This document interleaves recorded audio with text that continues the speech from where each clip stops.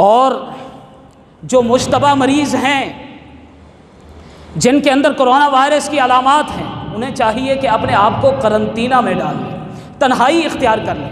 Confirm مریض بھی اپنے آپ کو آئسولیٹ کر لیں، تنہائی اپنے آپ کے لیے مختص کر لیں۔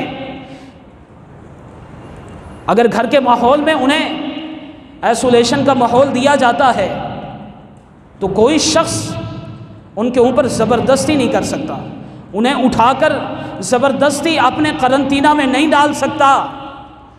یہ اسلامی طرز عمل کے خلاف ہے،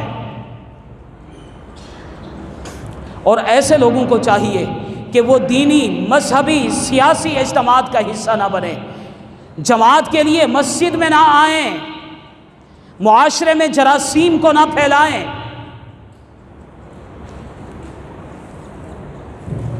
اور ہم سب کے اوپر یہ ذمہ داری ہے کہ احتیاطی تدابیر کو اختیار کریں،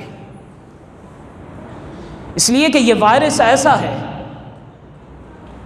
کہ جو نہ علماء کو چھوڑ رہا ہے، نہ غیر علماء کو، نہ نیکوکاروں کو چھوڑ رہا ہے، نہ ہی گناہ گاروں کو، نہ ہی امیر کو چھوڑ رہا ہے، نہ ہی غریب کو، نہ ہی سیاستدان کو چھوڑ رہا ہے، نہ ہی غیر سیاستدان کو، ہر ایک شخص کے پاس یہ پہنچ رہا ہے۔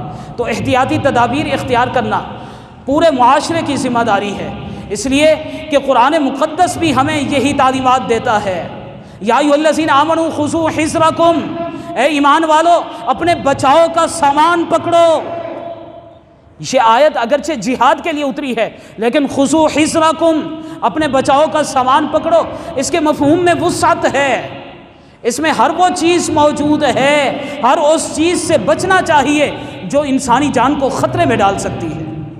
میرے آقا کریم صلی اللہ علیہ وسلم نے فرمایا کہ آپ کے جسم کا آپ کے اوپر حق ہے، آپ کی آنکھوں کا آپ کے اوپر حق ہے، آپ کو حق ادا کرنا چاہیے، اس سلسلے میں غفلت اور سستی نہیں برتنی چاہیے۔